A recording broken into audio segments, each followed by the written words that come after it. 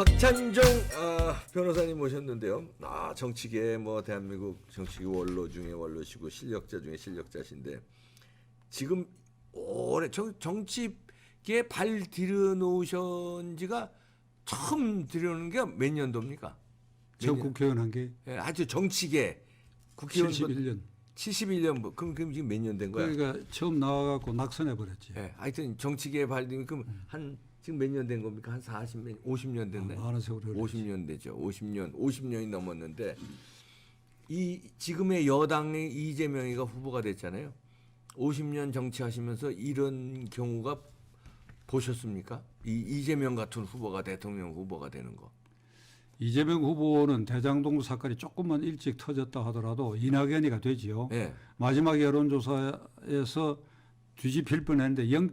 얼마 소수점 이하로 간발의 차이로 정말 머리카락 하나 차이로 4452으로 그렇게 이제 했죠. 예. 이재명 후보가 됐는데 이게 지금 트리플 여론조사. 네. 그러니까 여당의 입장에서는 현직 대통령의 지지율, 네. 그다음에 여당의 지지율, 현재 여당 후보의 지지율 요 세 가지가 각각 15 내지 20% 정도 야당 쪽하고 차이가 난다고 한다면 그 선거는 안 된다 이거죠. 예.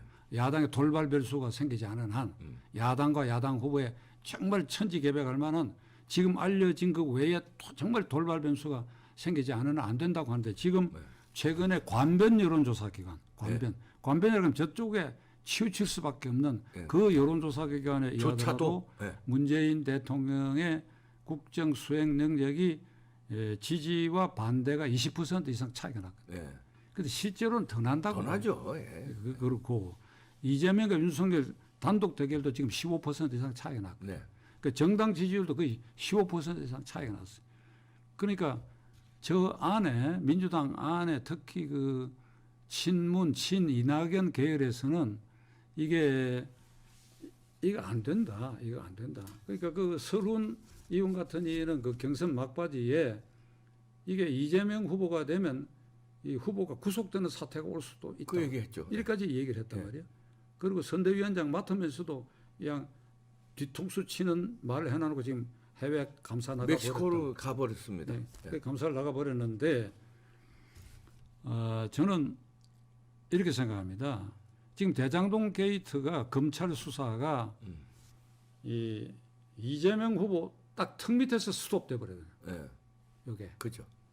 그러니까 대장동 게이트라고 하는 것은 민간의 몇 명이 짜고 1조 2천억 범위 안에서 해먹을 수 있도록 설계된 것이 문제라고요. 그러니까 9월 14일 날 그 설계는 내가 했다고 자백을 한 거예요. 그렇죠. 저는 기자회견에서 당군 이래 최대의 수익을 내렸다. 그러니까 초과 이익에 대해서 어떻게 하겠다는 그 말은 빼버리고 5,500억 원이 들어오도록 했다. 그러니까 이걸 딱 빼고 그 아주 말 재주가 아주 비상한 사람이거든요. 그런데 지금 이제 구속된 유동규 추가로 구속된 김만배 뭐 남욱 요 셋이 공모해가지고 초과의 관수분을 없애고 민간에 유리하도록 설계가 됐다. 이거 누가 믿어요? 걔들이 해서 미안한데 걔들이 그 쫄갱이들이 공모를 해갖고 하면 되는 일이가 전 현직 성남시 도시개발공사 사장 전직 현직이 다 이거 시장이 결재했다. 시장 책임이다. 그러니까 이게 이재명 시장의 업무상 배임죄라고 하는 것은 지금 차고 넘쳐요. 그 돈 먹은 게 있느냐 하는 그거는 검찰이 자금 흐름은 손을 놔버렸다. 그다음에 김만배가 화천 그 대유지요? 뭐라 그러는 거예요? 화천대유. 예, 맞습니다. 화천대유 1호 주인은 그분이라고 했거든. 그분이 이재명이에요. 이재명. 그 이번에 구속될 때도 당황하고 하는 얘기가 우리는 그분이 설계한 대로 따랐다. 이러고 말을 아차 싶었는지 성남시장께서 시장으로 열심히 일을 하셨고 우리는 그 로드맵을 따랐다. 이렇게 말을 순간적으로 뒤바꿔 버렸어요. 그리고 그 말까지 했어요. 우리 이재명이 배임이 무죄면 우리도 무죄고. 그러니까 지금 검찰이 제가 아침에 오다가도 이 반포대교 넘어서 이렇게 오면서 대검찰청 앞을 지나봤는데 조화 짝 깔렸죠. 그 근조 허. 그러니까 대검찰청 검찰 그 프랑카드도 붙어 있고 뭔가 하면 특검을 발동하여 검찰을 수사하라 이렇게 돼 있다고. 네. 특검을 발동하여 검찰을 수사하라. 이 벽에 딱 찼는데 이재명 후보가 후보로서의 운명은 아까 말한 트리플 통계가 네. 이게 안 되게 돼 있고 따라서 이걸 이 후보 교체를 할 수 있는 신호는 검찰이 네. 태도를 바꿔가지고 이재명 후보 소환 조사 이러면 끝나는 거예요. 그렇죠. 그러면 끝나는 거예요. 근데 소환 조사를 했는데 구속이든지 불구속이든지 재판에 회부할 수밖에 없네요. 네. 그러니까 그걸 지금 모면하려고 막 매일 다니면서 막 엉뚱한 데 이슈가 되도록 하기 위해서 내가 안간힘을 다 써서 마냥 눈물겨운 노력을 하는 걸 보고 네. 그 점에 있어서 내가 인간적으로 말이야 동정은 가요. 아이고 그걸 모면하려고 그 부인이 무슨 낙상을 사고를 하여 뭐 병원에 입원하고 그랬는데 그것도 그 기회를 아주 기민하게 이용해가 어느 정도 상처를 입은지는 알 수는 없으나 그러니까 하루를 내가 일정을 취소하고 내 아내 곁에 있고 싶다. 그러니까 아주 애처가의 모습을 보이고 동시에 여자들을 이렇게 숭상하는 그런 분위기를 이제 연출을 했는데 그날이 또 여성 무슨 대회가 있는 날인데 그 일정 다 취소했다. 그랬더니 제가 이름은 밝힐 수 없는데 유튜브에 나온 어떤 평론가가 네. 아 그거 김부선 씨한테 물어보고 거기 부인한테 가서 가로를 해야지 이러더라고. 그러니까 그것도 감추고 네.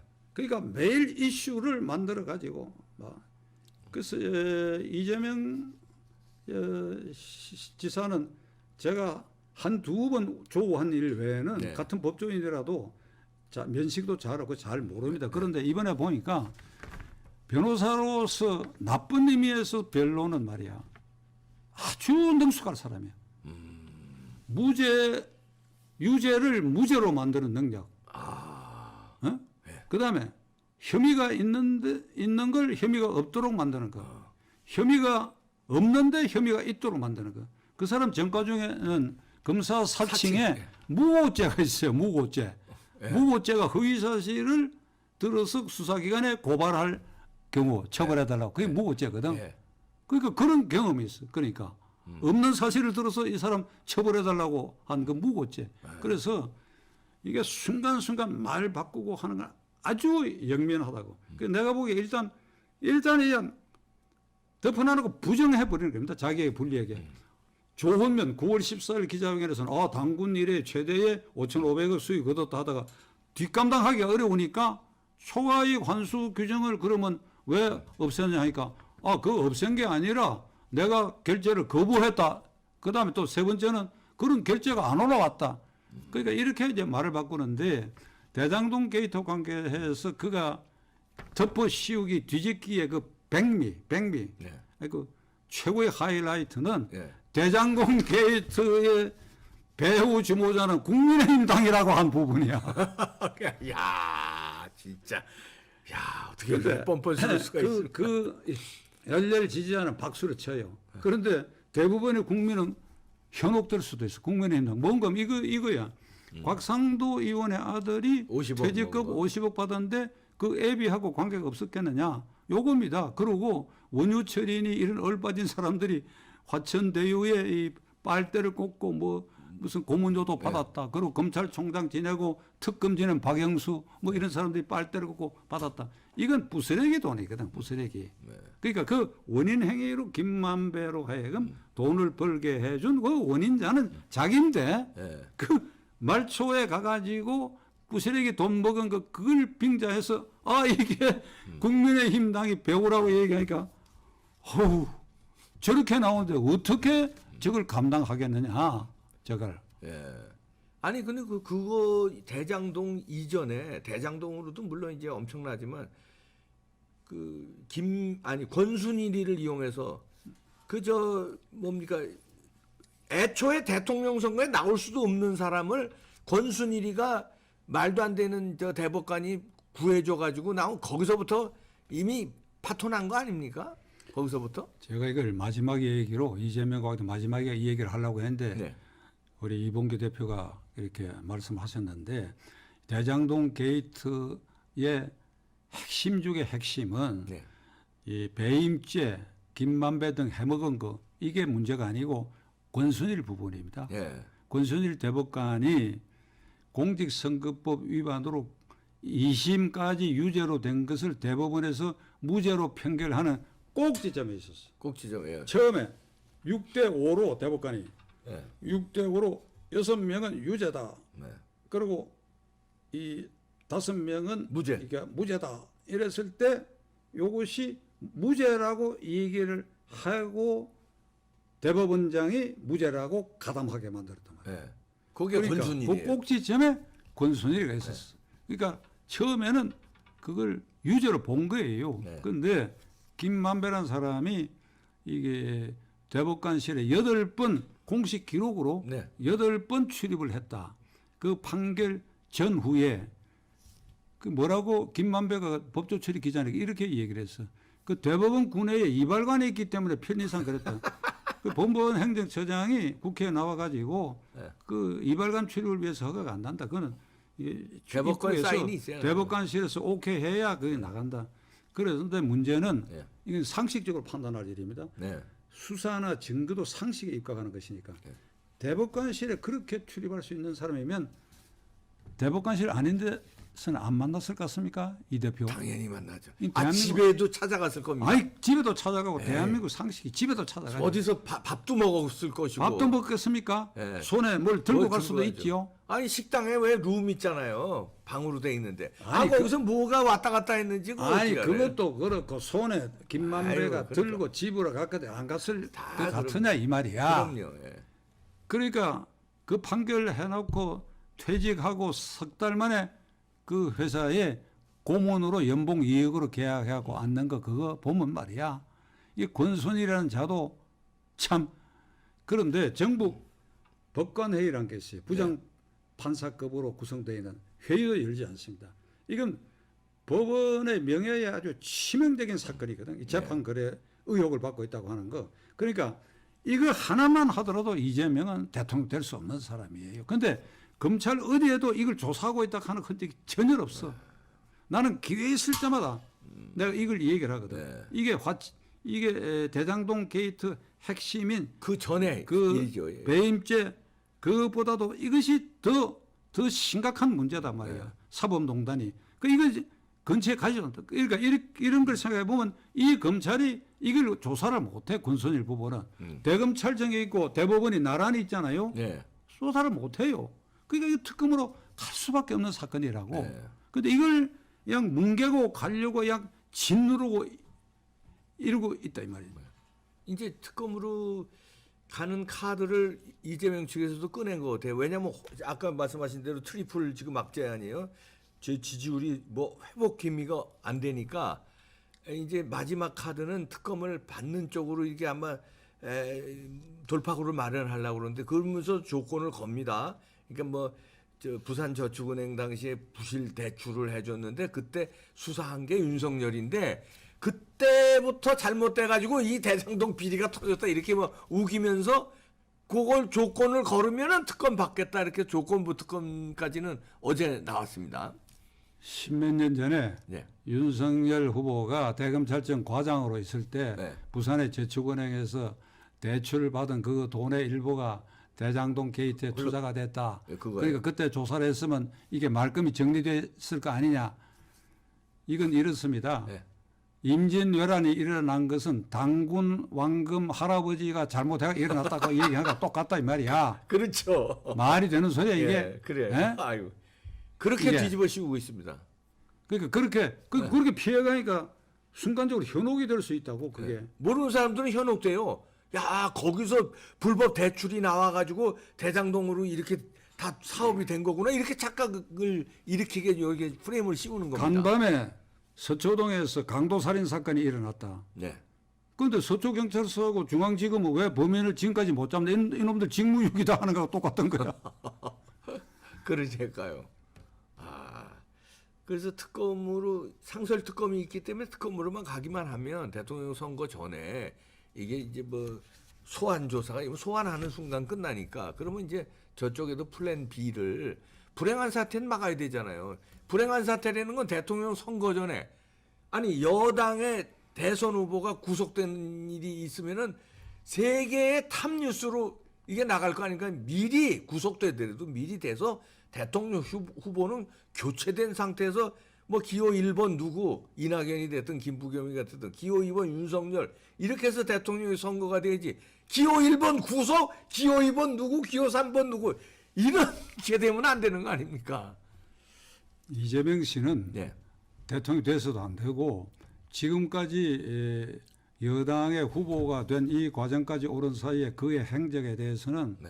이건 2세 국민들의 교육을 위해서도 이렇게 살아오고 이렇게 이런 행태를 보인 사람이 이게 지사도 되고 대통령도 되고 하는 기록이 있다 하는 거 이걸 우리가 지워야 됩니다. 네. 그 형수하고 그 대화의 폭언을 퍼부은 거는 저는 그냥 뉴스로만 보고 대강 그러려니 했던데 이번에 보니까 말이야 참말로 그는 인성 제로인 사람이야. 그 형수에게 퍼붓는 말 차마 도저히 옮길 수 있는 욕설을 그냥 퍼부어버렸는데 이게 뭐 관상 얘기를 해서는 안 됐습니다만은 그 이재명 씨 그 표정이나 모습이 말이야 뭐라 그럴까 아주 날카로워요. 아주 날카로워요. 그래서 그런 사람이 그런 행태를 보여왔다 지금까지. 그래 대통령이 됐다. 국가 원수다. 그리고 종북 주사파보다도 더한 인식과 주변의 사람들이 모여 있다고. 예. 그 좌파들이. 예. 근데 그는 우선 대한민국을 철저히 부정을 하거든. 이게 친미 세력의 등에 업은 괴뢰 이승만이 친일파와 결탁하여 세운 대한민국이다. 더럽게 출범했다고 얘기해. 더럽게. 예. 그러니까 이런 사람이야. 더럽게 출범한 그 대한민국의 헌법 아래서 지금 대통령 선거가 있게 되는데 더럽게 출범했다고 막. 여기 가서 이 말 던지고 저기 가서 저 말 던지고. 이게 국민 2세 교육을 위해서 이런 사람이 공인이고 이런 사람이 대통령 후보 올랐다. 그리고 이런 사람이 대통령이 됐다. 그건 용납할 수 없는 일이지. 그렇게 만약에 대통령이 될 리도 없겠지만 그렇게 대통령이 되면요. 자라나는 청소년들은 이제 저 가치관과 철학이 바뀝니다. 아, 출세를 하기 위해서는 이재명처럼 과정이고 이런 거 중요하지 않고 어떻게든지 돌려치고 우기고 거짓말하고 남한테 뒤집어 씌우고 이래야 내가 성공을 할 수 있구나. 잘못된 저 방향을 제시해요. 그러면 잘하는 애들은 그렇게 해서 뭐 잘못한 것도 무조건 일단 아니라고 그러고 거짓말 찾고 이렇게 해서 이게 잘하는 걸로 착시 현상을 주니까 그것도 안 되죠. 근데 대통령 후보 마지막까지 투표 날까지 갈 수는 있을 것 같습니까? 그러니까 선거 날까지 기호 1번 이재명이가 달 수 있을까요? 간다면 네. 하늘과 땅만큼 차이로 패배시켜야지. 그래서 향후 그 사람이 부끄러워서 나다닐 수 없게 만들어놔야지. 네. 하늘과 땅만큼의 표차를 내게 해. 만일 그렇게 끝까지 간다면 그게 뭐 저 대답으로 가름하겠습니다. 끝까지 간다면 하늘 땅만큼 그러니까 그 표차로 진 게 좀 망신스러워서 다닐 수가 없게끔 고개를 들고 살아갈 수 없도록 만들어내.